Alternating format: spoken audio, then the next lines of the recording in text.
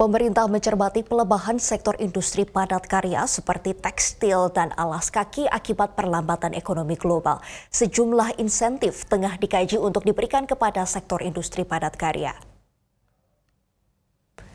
Menteri Keuangan Sri Mulyani mengatakan di tengah berita maraknya PHK, realisasi penerimaan pajak khusus PPh 21 masih tumbuh relatif tinggi, yaitu mencapai 21% atau naik dari bulan September yang mencapai kenaikan 17,4%.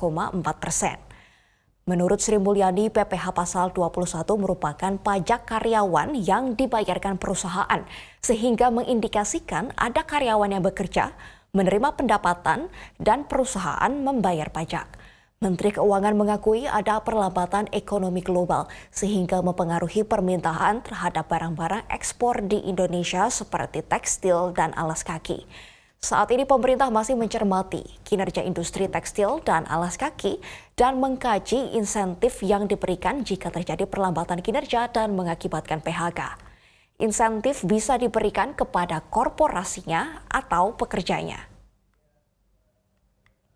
Cukup baik. Untuk TPT memang terlihat mulai ada tekanan terhadap beberapa korporasi. Nah, ini yang kemudian kita akan waspadai dengan langkah-langkah apa yang harus disiapkan.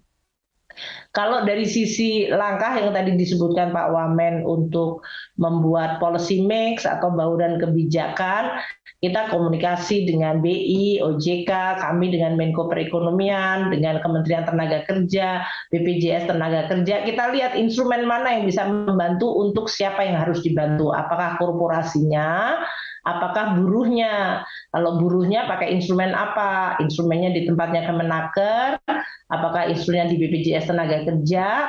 Kalau dalam korporasinya kita sudah pernah melakukan hal yang sama, katakanlah seperti menggunakan PPh 25 yang mungkin ditunda atau diperkecil.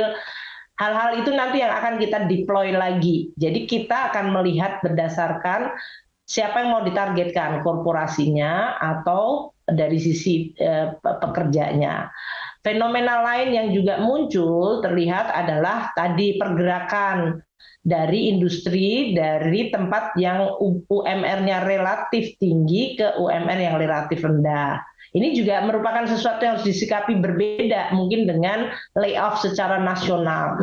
Nah, ini yang mungkin perlu untuk kita lihat nanti bersama-sama dengan kementerian terkait, dengan BI, OJK, dan kami sendiri tools yang mana. Kalau dari OJK kan menggunakan tools mengenai microprudensial, mengenai restructuring, BI pakai makroprudensial, kami menggunakan fiscal tools yang bisa saja melalui dari mulai kartu prakerja, subsidi upah, sampai retraining, sampai kepada pajak.